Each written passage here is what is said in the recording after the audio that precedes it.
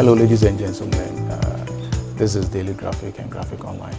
We are here to interview one of the most august personalities in this country, an eminent lawyer, an academician, an arbitration expert, one of the most important personalities in our constitutional development in this country. He played a very important role in the drafting of the 1992 Constitution. And he's also a paramount chief. He's a paramount chief of Asante Asokore. And ladies and gentlemen, we have with us Nana Professor Susubribi Krobea Asante. Nana, welcome to Daily Graphic and Graphic Online. Nana, we are in the Fourth Republic. Yes. And our Fourth Republican Constitution, yes, we've done about more than 30 years. Yes. And you played an instrumental role in the shaping of this Constitution. Can you just give us a little background of how we came about this Constitution? All right. Yes. Shall we say, starting from the late 1980s, there was considerable pressure, both internal and external, for a transition to constitutional rule. PNDC had been in power since December 1981. I happened to be an official of the United Nations in an organization called the United Nations Center on Transnational Cooperations, which used to give technical assistance to developing countries in their dealings with multinational or transnational corporations. So I came here to a conference in 1989, a West African regional conference on petroleum regimes, because my organization had been given advice to the government in this area.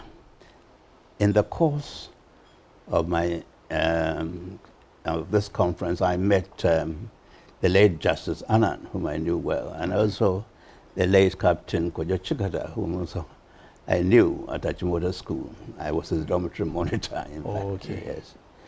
And I made them aware that at that time, although they were getting a good international press as far as the economy was concerned, there was also some concern about when they would go back to constitutional rule. And that is when they disclosed to me that they were already thinking of the process. And eventually the process consisted of three main parts. Okay. The first was a survey of the country on their preferences for the kind of political or constitutional structure that Ghanaians wanted. This was done under the auspices of the National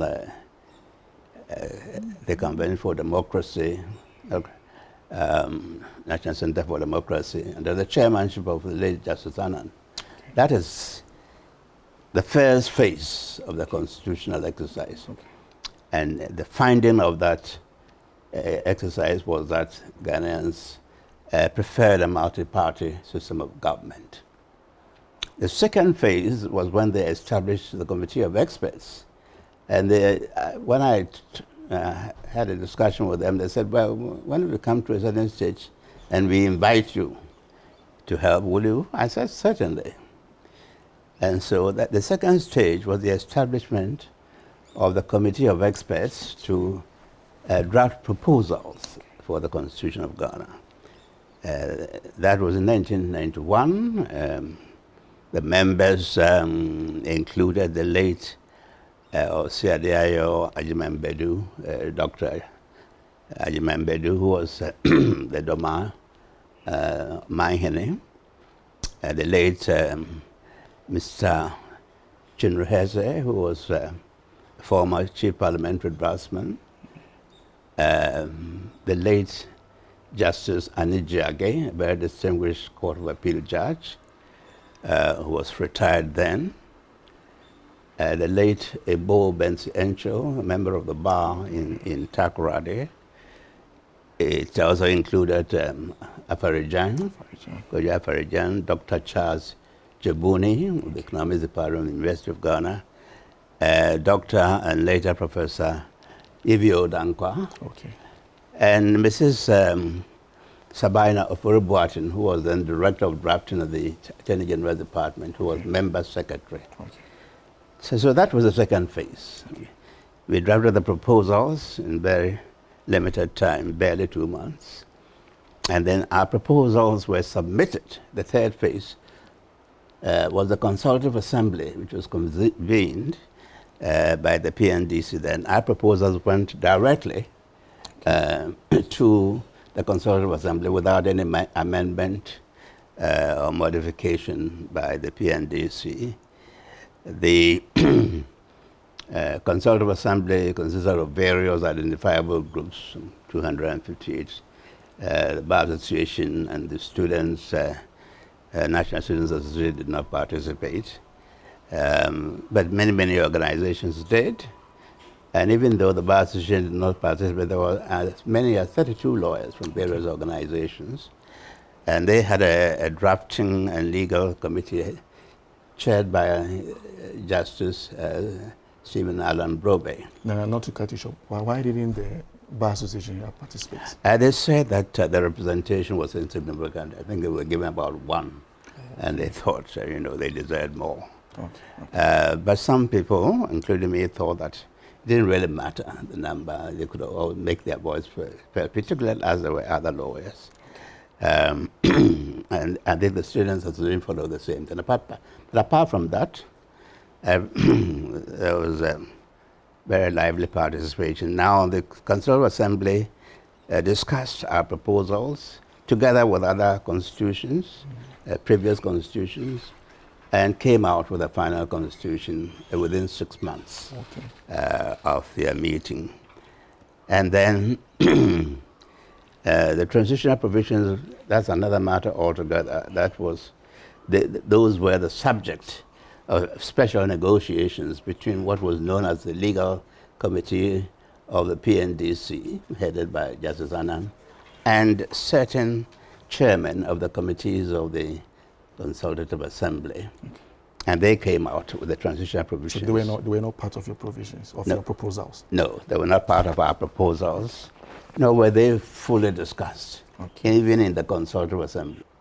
Some of our proposals were rejected, but eventually they came out with a final proposal. Some of the proposals rejected were the formula of an executive president and the prime minister, the idea of proportional representation, an expanded and more effective form of the Council of State, almost like a second chamber, a more effective role of chiefs in local government, and also a genuinely decentralized system of government where what we call the chief executives would be elected by the assemblies, not appointed by the president.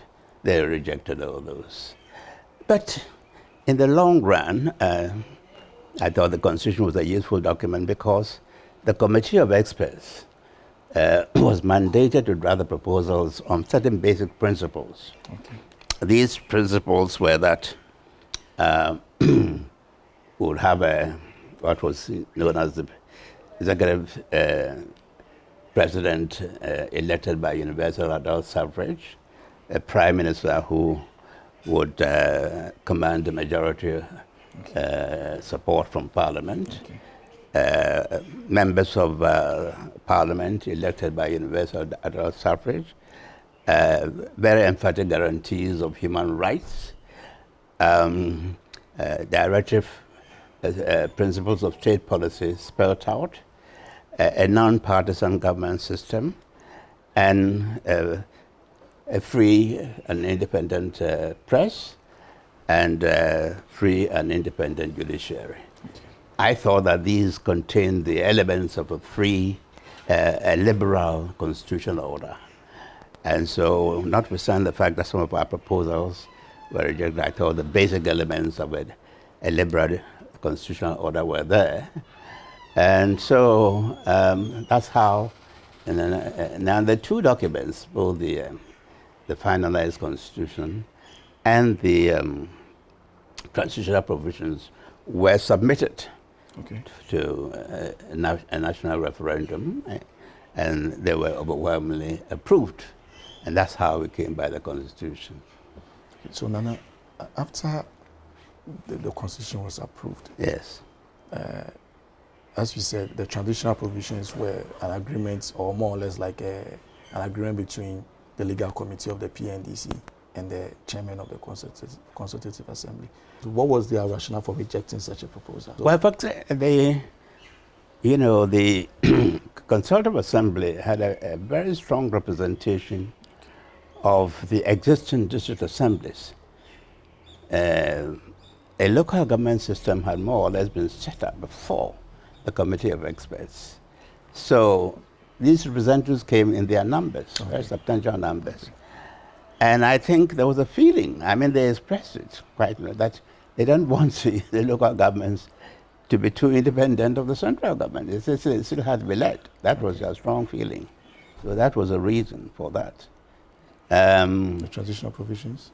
Sorry? The transitional provisions? The transitional provisions, as I said, our committee did not have anything to do with it. Sometimes ago, somebody stood on TV and said that I was recruited to come and protect the military junta, which is totally absurd. But I recall that when I was appointed chairman of the Committee of Experts, I was then in the UN. Okay. In fact, I was loaned to Ghana government by the United Nations to assist them in doing the constitution. More or less like on a secondment. That's right, I was a secondment. Yeah. So, but I met General Obasanjo. Okay. In the course of this, because General Obasanjo wanted to recruit somebody from my department, the UN, in his Africa Forum, which he had set up. And when he got to know that I was going to be involved in this, and the one thing that he told me was that military regimes are always reluctant, or at least they hesitate to hand over power because they don't know what will happen to them. So some amount of protection is expected to give them the assurance that they will not be hauled before trials and so forth. So, so that is the rationale for the immunity section. Now, the transitional provisions have long provisions. Exactly. Though most of them are just routine. That the court, which was in existence, will continue to be the court and so forth. Exactly. The controversial provisions are those immunity provisions. But these immunity provisions are to be found in the 1969 Constitution and in the 1979 Constitution.